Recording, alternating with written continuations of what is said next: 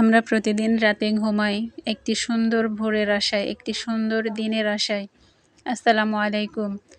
কেমন আছেন সবাই? আশা করছি অনেক ভালো আছেন। তো আল্লাহর রহমতে আমিও ভালো আছি আলহামদুলিল্লাহ। তো শুরু করছি আজকের ভিডিও। তো আমার ভিডিওতে আপনাদের সবাইকে স্বাগতম। তো আজ আমি সকালবেলার নাস্তা আপনাদের সাথে শেয়ার করব। তো আমি কিছুটা আলুর পাঁপড় বানিয়েছিলাম যখন রোদ ছিল তখন। এখন যেহেতু বর্ষাকাল, তো এখন তো এগুলো বানানো যাবে না। তো আমার স্বামী বিদেশ থেকে আসার আগে আমি এগুলো বানিয়ে রেখেছিলাম। তো দেখুন আজ আমি সকালবেলা মসুর ডালের ভর্তা, ডিম ভাজি আর এই আলুর পাঁপড়টা ভেজেছি। তো আমার স্বামী এই আলুর পাঁপড়টা অনেক পছন্দ করে। তো আলহামদুলিল্লাহ আমাদের খাওয়া দাওয়া হচ্ছে এখন। আমরা গৃহিণীরা কিন্তু প্রতিদিন সকাল থেকে কাজ আরম্ভ করে দেই। তো আমি আজ এক বালতি কাপড় ধুয়েছি। তো আমার প্রতিবেশীদের ছাদে আমি এসেছি কাপড় শুকাতে। তো যেহেতু এখন বৃষ্টি নেই, তো এই জন্য ভাবলাম যে ওনাদের ছাদে আসলে কালা তাড়াতাড়ি শুকিয়ে যাবে। তো যাই হোক আলহামদুলিল্লাহ সব কাজকর্ম সব কিছু সেরে দুপুরের রান্না আবার জোগাড় করে নিয়েছি।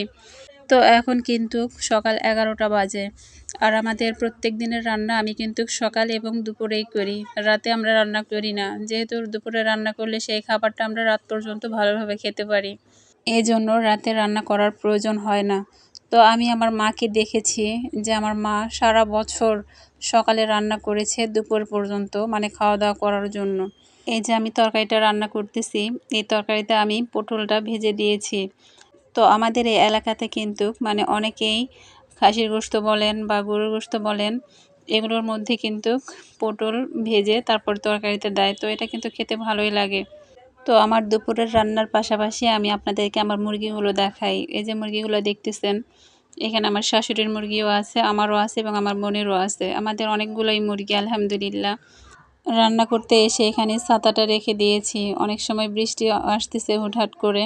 সকালের কাজকর্ম সব কিছু সেরে আমি যে এতগুলো কাপড় কাচলাম, তো কাপড় কাচার পর তো আমার অবস্থা এই তো দেখতে পাচ্ছেন, বৃষ্টি আসবে না কি হবে সেই চিন্তাই করতেছি।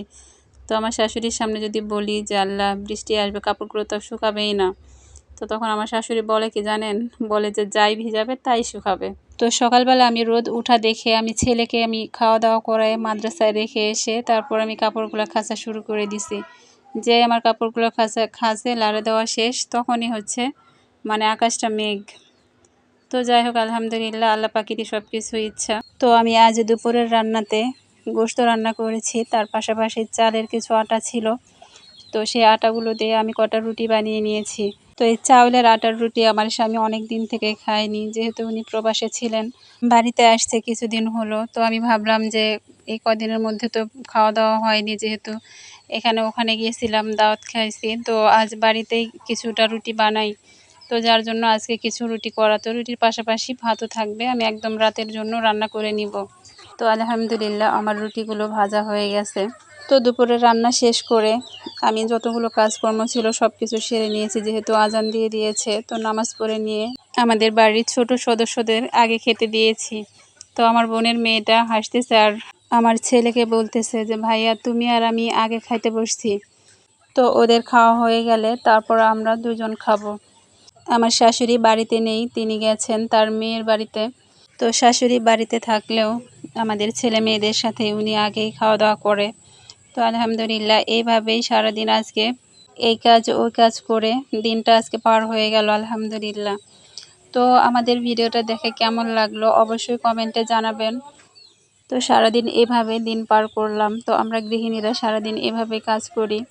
তো যাই হোক সবাই ভালো থাকবেন, সুস্থ থাকবেন। আসসালামু আলাইকুম।